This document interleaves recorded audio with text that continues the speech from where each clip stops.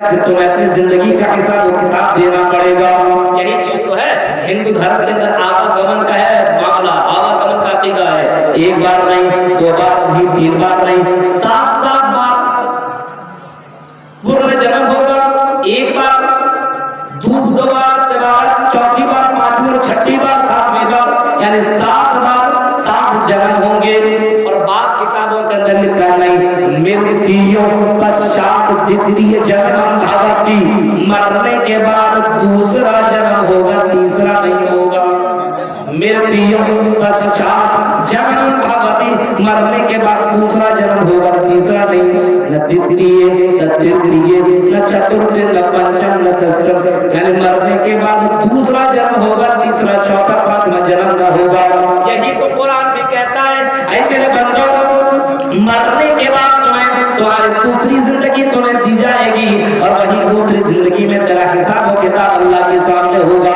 اللہ کے سامنے تمہیں اپنی زندگی کا حساب و کتاب تمہیں دینا پڑے گا, بتانا پڑے گا, اللہ تعالیٰ کو بولنا پڑے گا. اور اللہ تبارک و تعالیٰ کے سامنے تیری زبان نہیں چلے گی, تیری آواز, تیری بولنے والی جو زبان جھوٹ جھوٹ بول کر کے لوگوں کو تم مائل کرتے ہو, اس زبان کے پر اللہ تعالیٰ مہر لگا دے گا. الیوم نختم علی افواہہم وتکلمنا, قرآن کہتا ہے میرے بندو, ہم قیامت کے دن ہم تمہاری زبان کے اوپر مہر مار دیں گے, ہم تمہاری زبان کے اوپر لگام لگا دیں گے.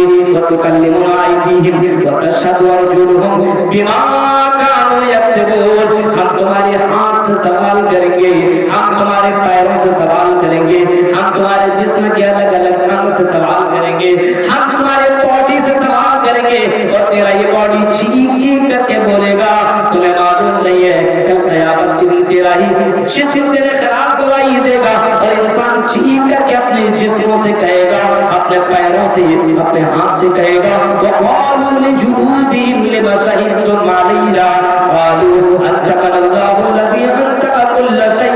چیخ کر کے انسان اپنے پیروں سے کہے گا, اے میرے پیر, یہ تو کام میں نے تیرے فائدے کے لیے کیا تھا, اے ہاتھ میں نے تیرے لیے کیا تھا, اے آنکھیں میں نے تیرے لیے کیا تھا, اے کان میں نے تیرے لیے کیا تھا, تو میرے خلاف تو گواہی دے رہا ہے. تو چیخ کر کے انسان کی ارادہ بولیں گے.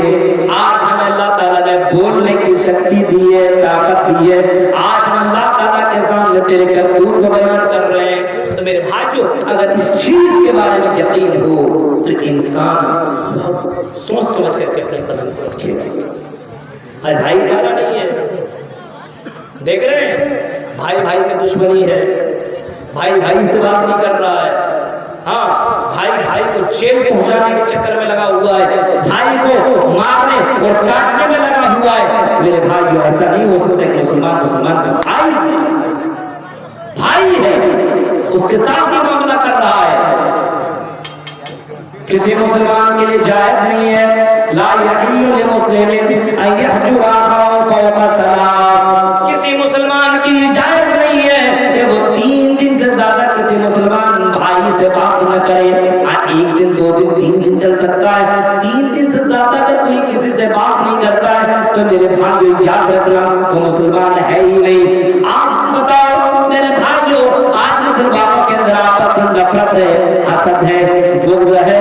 اسلام تو یہ کہتا ہے اور محمد رسول اللہ تو یہ اعلان کر کے کہتے ہیں لا تحاسدوا ولا تباغضوا. اے مسلمانوں, تم آپس میں حسد نہ کرو, آپس میں بغض نہ رکھو, حسد نہ کرو, بغض نہ رکھو. لیکن آج مسلمان سے بغض رکھ رہا ہے, نفرتیں کر رہا ہے, دشمنیاں رکھ رہا ہے. آج مسلمان کے پیچھے لگا ہوا ہے. یہ مسلمان بھائی آگے کیسے جا رہا ہے, یہ ترقی کیسے کر رہا ہے, یہ بلڈنگیں کیسے بنا رہا ہے, یہ گاڑیاں کیسے خرید رہا ہے, اس کے بچے دیندار کیسے بن رہے ہیں. آج میرے بھائیوں, آج مسلمان کا دشمن بنا ہوا ہے. یہ نہیں ہونا چاہیے, اور ایسا اگر ہے تو پھر مسلمان نہیں.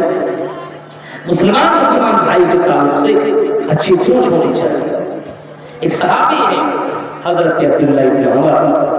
حضرت عبداللہ ابن عمر کے بارے میں آتا ہے کہ اللہ کے نبی جناب محمد رسول اللہ صلی اللہ علیہ وسلم نے ایک صحابی کے بارے میں, اس صحابی نے پیچھا کیا, ایک انصاری صحابی کا جس کے بارے میں اللہ کے نبی نے فرمایا تھا کہ اے لوگوں یہ جو صحابی آپ کے درمیان آیا ہوا یہ جنتی ہے. آپ درس دے رہے تھے اسی دوران یہ صحابی جن کا نام سعد بن وقاص ہے وہ آتے آپ نے فرمایا لوگوں یہی وہ صحابی ہے جس کے بارے میں کہہ رہا ہوں کہ جنتی ہے.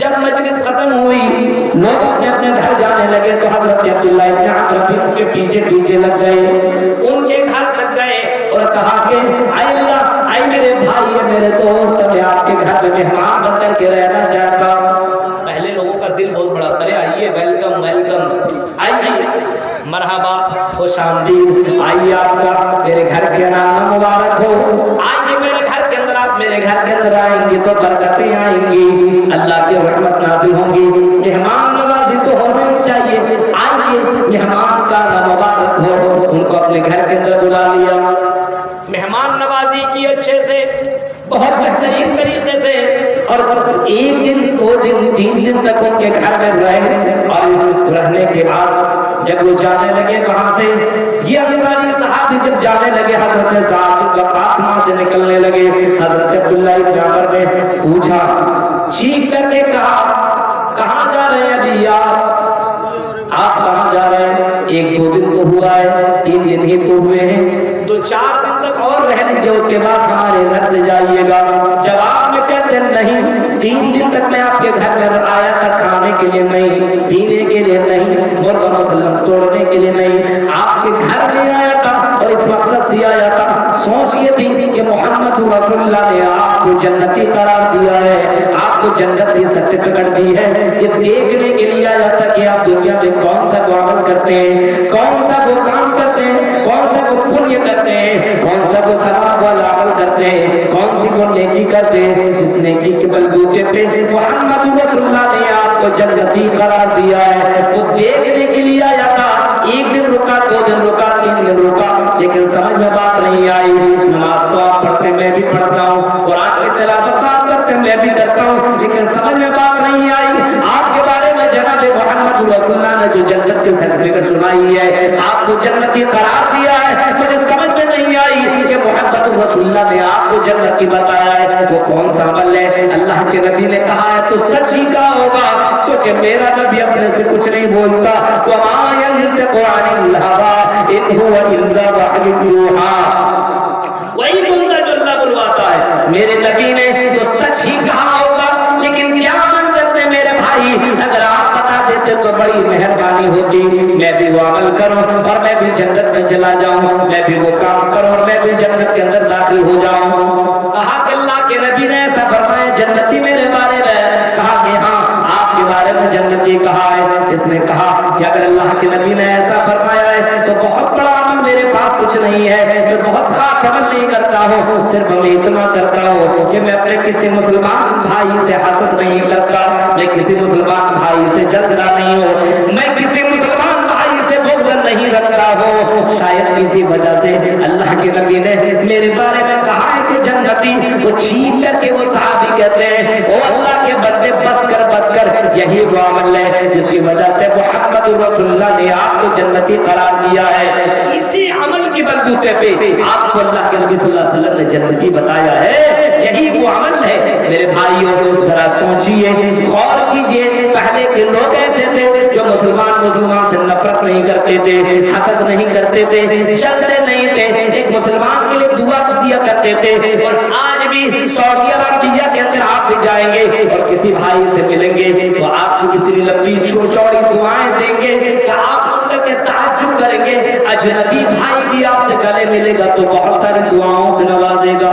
آج بھی سعودی عرب کے اندر یہ رواج ہے, اور ہمارے یہاں کوئی دعا والی وہ چندہ ہوتا ہے لمبی چوڑی دعا, جتنا موٹا پیسہ جتنا لمبا پیسہ اتنی لمبی دعا مولوی ہوتا ہے.